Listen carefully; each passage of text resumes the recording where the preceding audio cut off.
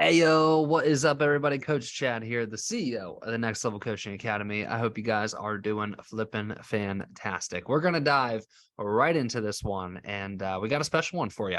I was grateful enough to have a conversation, or I guess lucky enough, I am grateful for it as well, but I was lucky enough to have a conversation with a very successful individual. His name is Caleb, and he was on the content creation team for Gary-Vee when Gary-Vee blew up. And I believe he is the head of content for Alex Hormozi and has helped Alex and Layla blow up as well. And like I said, I was lucky enough to have a one-to-one call with Caleb, and I asked Caleb one simple question. And my one simple question that I asked Caleb is, how do you grow organically, or what is your strategy to help individuals grow organically? And he was kind enough to share that strategy with me, and that's what this podcast is going to be about. It's going to be about that conversation. It's going to be about what I learned. Now, I'm going to preface by saying this, and I'll tie all of this in at the end of the podcast after I go over the strategy. But I personally have not executed this strategy myself yet. I do plan on executing this strategy either in 2023 or 2024. And the reason I plan on growing my organic presence is I have very large goals, and I believe that attention is the greatest asset that you can leverage. And having an organic presence allows you to do a lot of things in business. And if I'm going to reach my very large goals, then I'm probably going to need an organic presence. However, I have a big asterisk on that. I do not believe it's necessary for most people to hit their monetary goals to need a organic presence. I believe for the individuals that want to make multiple 8 figures, maybe even 9 figures, I believe those individuals will need some form of an organic presence. But if you're an individual that wants to make 6 figures or even 7 figures, you probably even 8 figures, you don't necessarily need an organic presence. So I do want to have a big asterisk on that. I've been able to grow NLCA to a multiple 7-figure, almost 8-figure level, just off of the back end of paid traffic. And I have very little to no organic presence at all. So I do want to preface by saying that. However, I do think that this is still very insightful, and I do want to still share the conversation. And I'll tie up everything at the end with why I still think that paid ads is the best way for you to grow in the short term. All right, let's go ahead and break it all down. So, like I said, was fortunate enough to have this conversation with Caleb. The one question that I asked him is, how do you grow organically, or at least what's your approach to, what's your strategy to? And like I said, I want to preface by saying that I personally have not executed this strategy yet. However, I do still think it's insightful for you guys to hear how this conversation went and what I learned. So the approach is much simpler than you may believe. You may look at an Alex Hormozi or a Layla Hormozi or a Gary-Vee and think to yourself, holy crap, how do they do it? How do they create? Excuse me. Excuse me. And you might ask yourself, how do they do it? How do they have time to create all these pieces of content and still run these very successful businesses? Well, if I'm being honest, at least what I got from this approach is they are not creating as much content as you think. So let's go ahead and break it all down. All right. So the very first thing that he said to me is that you need to create your main source of content. What is going to be your main platform? And this decision is predicated off of your skill set. So if you're somebody who's really good with voice, podcast would be your main platform. If you're somebody who's really good in front of the camera, YouTube is going to be your main platform. If you're somebody who's really good with the written word, a blog is going to be your main platform. So the first question that you would ask yourself is, what is your strong suit? And then you define your main source of content from that strong suit. Now, I will also say this. Blog is probably not going to be the likely choice in the coaching space. I've kind of narrowed it down to it's either going to be a podcast or a YouTube that will be your main source of content if you execute this strategy. All right. So that's step number 1, is identifying that. All right. Now, if you are going to do one podcast a week, that will create you 5 to 7 clippable moments. If you are going to do 2 podcasts a week or YouTubes, I'm just going to speak in terms of podcasts, but just know it could be podcast or YouTube.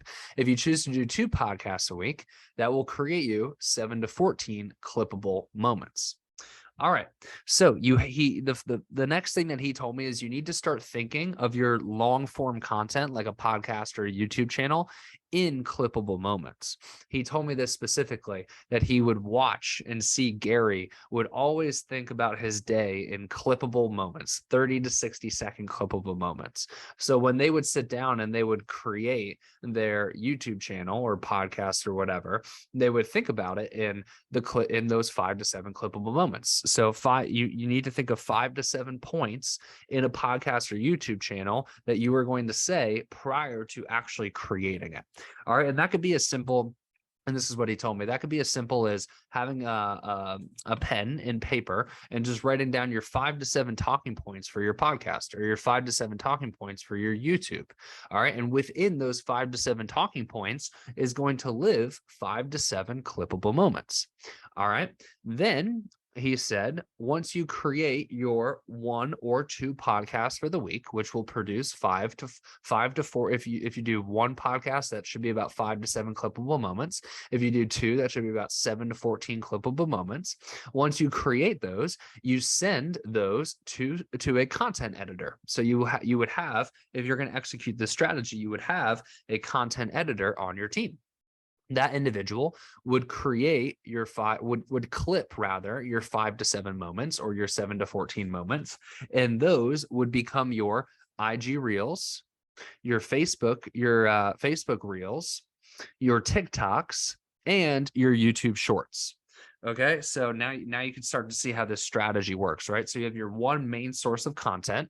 When you're prepping that one main source of content, it will produce for you 5 to 7 clippable moments per one piece of content. Those 5 to 7 clippable moments then become your IG reels, your TikToks, your YouTube shorts, and your Facebook reels. So now one podcast or YouTube produced you 5 to 7 pieces of content on 4 different platforms. 7 times 4 is 28. So now you just created 28 pieces of content for 1 week. 28 times 4, I don't know the math off the top of my head, but I believe it's like 112 or something like that, created you over 100 pieces of content for a month. And if you did 2 podcasts a week or 2 YouTubes a week, now you're talking about over 200 pieces of content for one single month just by doing 2 YouTubes or 2 podcasts a week, which is what? Maybe 2 to 3 hours out of your whole entire week if you include the prep and the recording and the things of that nature. All right. So this strategy is about redistributing a main source or main well of content. All right. So backtracking once again, you create your main source of content. You create 1 to 2 main pieces of content a week. That's either a podcast or a YouTube. That's going to create you either 5 to 7 or 7 to 14 clippable moments. You have an individual on your team who's a content editor who clips those moments from your main pieces of content. And then you now have either 5 to 7 or 7 to 14 pieces of content that you can redistribute over 4 platforms: TikTok, Instagram Reel, Facebook Reel, and YouTube Shorts every single week, which is then anywhere from 100 to 200 plus pieces of content a month, all predicated off of just 1 to 2 podcasts or YouTubes a week. Really damn simple. All right. Then he said, if you want to be a true gangster, like the top dogs, like the Hormozis, like the Gary-Vees, you're then going to take your podcast or YouTube and have an individual on your team transcribe your podcast or your YouTube and make that into a blog post. That blog post would then live on your website. Then from your blog post, you would have an individual on your team create tweets. So tweets for Twitter, all little clipped out tweets from your blog post. So now you have an individual who's able to clip out, let's say 10 tweets a week from that one blog post. All right. Then you have an individual on your team who would take the blog post and also refurbish that as a Facebook post, a long form Facebook post, and also a long form LinkedIn post. All right. So this is all stemmed off of just 1 or 2 podcasts or 1 or 2 YouTubes a week. Now you have all of your IG reels, all your TikToks, all your Facebooks, all your YouTube shorts. You have a blog post, you have your Facebook long form posts, and you have your LinkedIn posts all off of that one singular platform. Now, he did say that if you were going to do this strategy, you would have to post on all of the things that I've mentioned, all of those different reel platforms, the blog posts, the Facebook posts, the LinkedIn posts, all of that would have to be worked into this, which means you can't do this as a one-person show. All right. You would have to have an individual or multiple individuals on a content team that would help you do and execute this strategy. Because if you said, hey, I'm going to execute this strategy 110% myself, then you can't possibly, this becomes a full-time profession. You can't possibly be a business owner. You can't possibly run your business, run your company, coach your clients, sell prospective clients, lead generate. You can't do all those things if you're focused on this.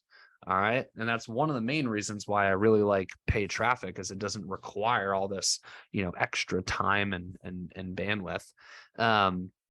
But anyways, like I was saying, a lot of individuals feel or think that organic is free. And a lot of individuals will say, I need to grow my following. And I feel as though one of the main reasons why they think they need to do that over paid traffic is they associate growing an organic platform with free. And it is the farthest thing from free. It takes up a hell of a lot of time, and it does take up a lot of money as well. And I asked him, I said, hey, look, if I wanted to have even a smidge of success following this content strategy that you taught me today, what would be the bare minimum that I would have to spend on a content team to make this minimum dose effective? And he said at least $5,000 a month. And I don't know this to be for fact, but I believe I heard on a Alex Hormozi podcast that they are spending $40,000 a month on their content strategy. Not saying you have to spend $40,000 a month on your content strategy, but the point I'm trying to make here is growing organically is not free. All right. It is not free. It is very hard to do. It requires an immense amount of time, energy, and monetary value in order to do it successfully. And that is a big reason for my argument on why you should stick with paid traffic. All right, let's wrap this up by me talking about my 2 talking points here on paid traffic. Okay. So I started off the podcast by saying that paid traffic, I believe, is best for the interim and short-term success.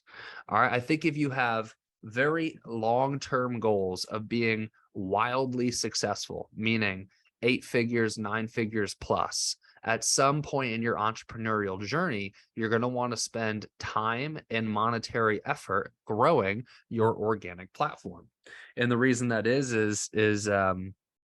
attention is one of the greatest assets, and you will be able to create disproportionate amounts of wealth if you have the necessary attention to leverage, right? If you think of all the biggest brands in the world now, it's usually predicated off of one individual's brand image and not necessarily a company.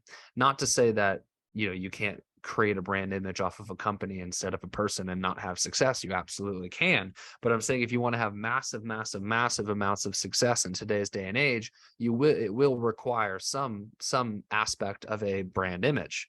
However, in the short term, I believe that paid traffic is oh no, I'm losing my train of thought here. Don't cut it out, Kyle. I always like the people I like the followers to see me struggle sometimes. I forgot it.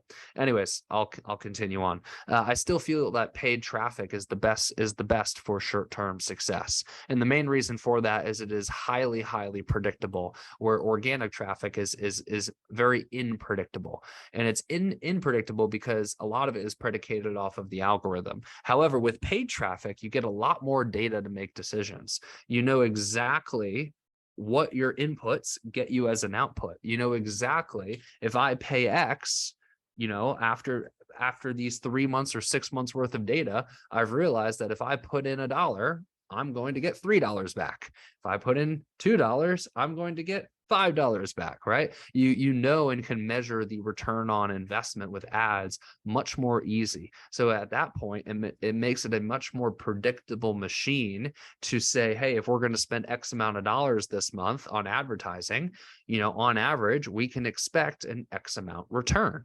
All right. And that's something that organic cannot give you. It's much harder to measure monetary value off of organic. All right. Like I said, organic is much more a longer term play. But if you're trying to grow a business in the short term, which everybody should be thinking, how can I grow the business in the short term and how can I grow the business in the long term? And I think that's also another thing that's not talked about enough. Everyone says, think long term, think long term, think long term. You absolutely should think long term, but you should also absolutely think short term. What's going to make my business money now? And what's going to make my business money in the future should be two questions that you're actively always trying to answer. And at least this has been my approach that I would say has worked for me so far, is in the short term, I will continue to get better at paid traffic, and I will continue to understand paid traffic more, and I will continue to spend more money on paid traffic so that I can continue to grow NLCA in the short term. However, if I want to grow NLCA in the long term, I know that I probably need to grow a personal brand. And this is how I'm thinking about it. And that's why I plan to be in this game for years and years and years. And that is why I haven't spent a disproportionate amount of time on my organic, because I know that I'm focusing on continuing to grow and maximize our current monetary efforts, which is paid traffic. So I know I'm going on a bit of a tangent here, but to wrap it up, I do think having an organic presence is very viable, and I do think it's something that if you plan on having massive monetary goals at some point, probably something that you're going to have to work into your mix here. But I think I'm still, even after my conversation with Caleb, I'm still very sold on paid traffic being the short-term answer for most businesses because of its high level of predictability. And I do think that organic is very unpredictable. And if you've ever posted on Instagram and tried to grow your organic, you know how unpredictable it is. So I think having a predictable process in the beginning is something that could be a more conservative approach to you building your business, because in the beginning, cash flow is king, and if you aren't ringing the cash register in the beginning, then you're not going to have a business in the long term. So short-term answer, pay traffic; long-term answer, grow your organic following. I hope you guys found this helpful, and I'll see you guys in the next one. Peace.